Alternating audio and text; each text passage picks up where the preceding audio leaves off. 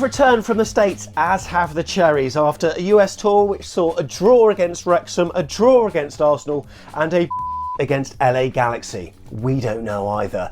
But today sees the launch of the home kit for the 24-25 season. It's finally been released. Fewer stripes, clean lines, black sleeves, gold trim, a thick black collar. It's a tribute to the kit 10 years ago, which saw us promoted to the Premier League for the first time. But it's dividing opinion already. In this video, we're taking a look at what Cherries fans think about the shirt, the design, the video that was released, and also the sponsor. Now, the video was put out today, much to the joy, the mirth, and the merriment of people in Bournemouth and beyond. And let's get it out of the way. First, the sponsor, BJ88. We've talked about this on this channel before. It's a tough one to swallow. Some say it sucks, and some fans, well, they've been giving the club a right mouthful. But look, there's a few issues. Firstly, the letters, which have 18 plus, or is it 16 plus now? Who knows? But it has connotations suggesting more than what it really stands for. I mean, what does it stand for in this sponsorship? We don't know. The letters are already provoking a bit of ridicule online, but look, we're not the only club to have had weird sponsors before. Remember Flamingo Land, Angry Birds, Chupa Chups, Classic FM? Not great, but BJ, that really does take the biscuit. It's nearly as ludicrous as this eatery we saw in Las Vegas. Did you see that vlog, by the way? Cards at the top. The good news is you can get the shirt unsponsored once again, and as shown from a poll that we put out on Back of the Net this morning, well, a lot of you will choose to do that. For me, aside from the innuendo, the letters just don't really look good on the shirt. Now, I'm no branding expert, but I just can't stand the logo. The lowercase b and j in that rounded font, together with the numbers, I think it's actually quite dismal branding. If you put it alongside other companies in the same industry, it's actually easily forgettable. Indeed, I just typed the letters BJ88 on a logo maker website, and many of the results that I've seen are actually better. But look, the fact that the logo is plain and a bit boring, well, to many that's probably a good thing, because another reason for people being iffy about it is the industry that we've got into bed with. Again, it's betting, it's gambling, it's immoral, and we know it's an industry that can ruin lives. Of course, the same can be said for tobacco, which was banned, alcohol, which was banned, and this is following suit. Suit, cards, that's a pun there. So we are moving in the right direction here, but some say not quick enough. And look, there are 2 seasons left of this, and it's fair to say that AFC Bournemouth are cashing in our chips whilst we've got the chance to do so.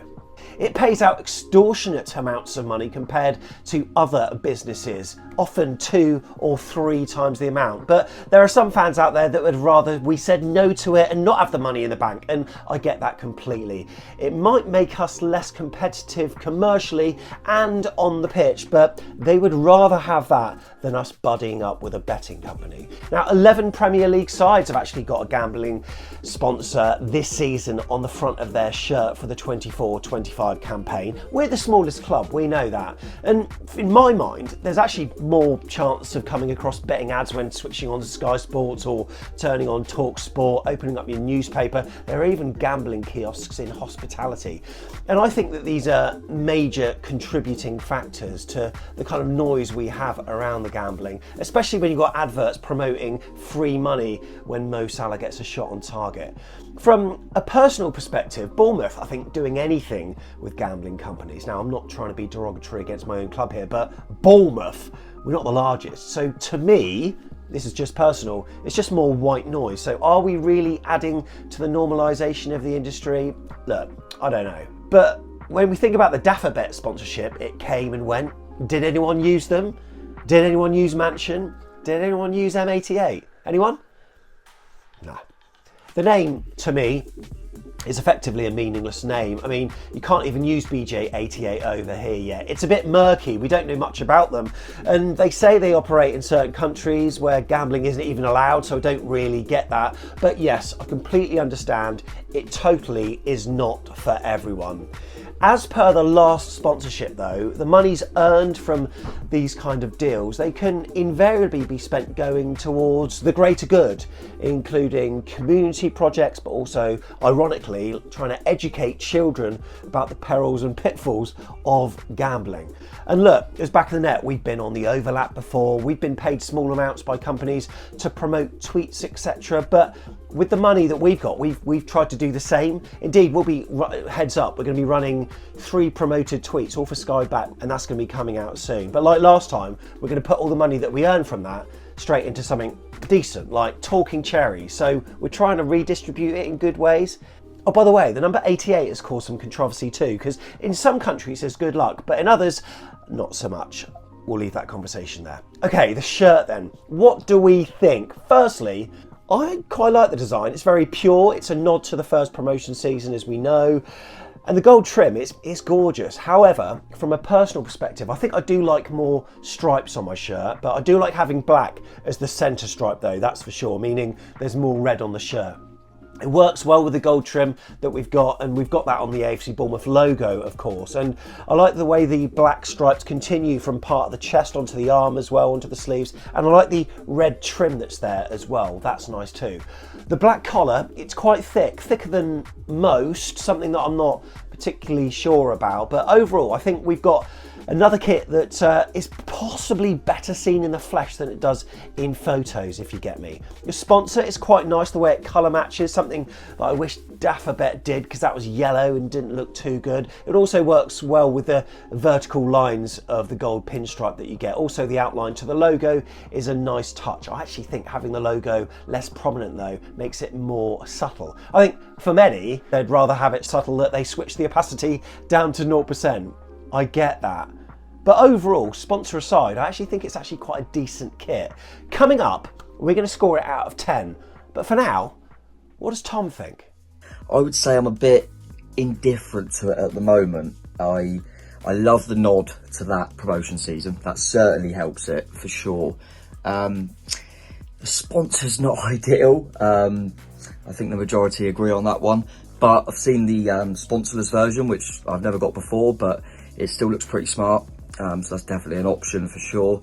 But yeah, as I say, I think I'm really intrigued to see the away and third kit, to see what that looks like. But as I say, I think they've done well with that link to the special promotion season. The sponsor doesn't help matters, but you can get it sponsorless. And yeah, I think it will do all right. And it's smart enough. And yeah, I could probably see myself purchasing one. But at the moment, I'm definitely thinking a sponsorless version. Interested to see what everyone thinks. Seems pretty split at the moment on social media and stuff. So that's probably as I expected, because as I say, when I first saw it, I wasn't quite sure. Warming to it a little bit. Now I've seen the sponsorless one. And yeah, as I say, that nod to that season, the season, definitely helps matters for sure. So yeah, let's see what's to come, but relatively okay with it. And Tix, what about you? Is it a grower? I got to say, not many kits over the years have ever made me go kind of doolally with excitement. So, but I definitely appreciate what the club are trying to do with this. So I think the shape of it on the athletic bodies of the players looks fantastic. I'm not sure if it looks so good on me, but you know, it's there to see. The neckline looks great. I really like the colours. The shoulder real estate sponsor on the side here, I think that looks really, really good. I think it's cool in white. I thought it was Lego at first. It's not Lego, it's a real estate company. The main sponsor is a sponsor. Like the dislike of that is understandable, and I get it completely. So I appreciate therefore the club are offering a sponsorless version for all, which I think is really, really good. The stripes and the gold trim, the promo package, Tommy Elphick, Smithy, Pugh is more than a subtle nod to certainly the most celebrated period in the club's history. And I'm a bit of a sucker for nostalgia, so that's making me all tempted to buy it. On the same note, I fondly remember a kit, not for the way it looks necessarily, but for the season that it was worn in. And for me, the design will probably gain more plaudits come the end of the season when we sneak 7th. So what's our score out of 10? Look, we're going to tell you after we tell you about this. Michael Dunn's book, Anything is possible. The inside story of Bournemouth's remarkable championship winning season 10 years ago.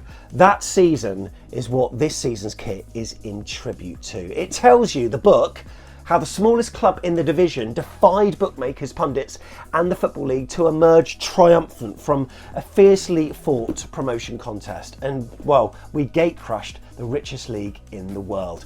We'll be chatting to Michael soon, but you know what? Whack your thoughts about the kit in the comments below, but make sure you add an emoji, because we'll include it as an entry to the competition next month on this channel when it launches. We also, by the way, we did the same on the first stateside video, the travel vlog. Link is in the card in the description. That's another chance to enter the competition before it even goes live. That's 3 entries you can have.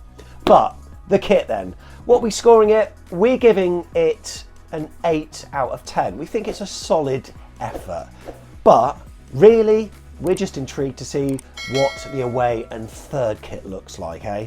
We cannot wait for that. What do you think? Let us know. Up the chairs.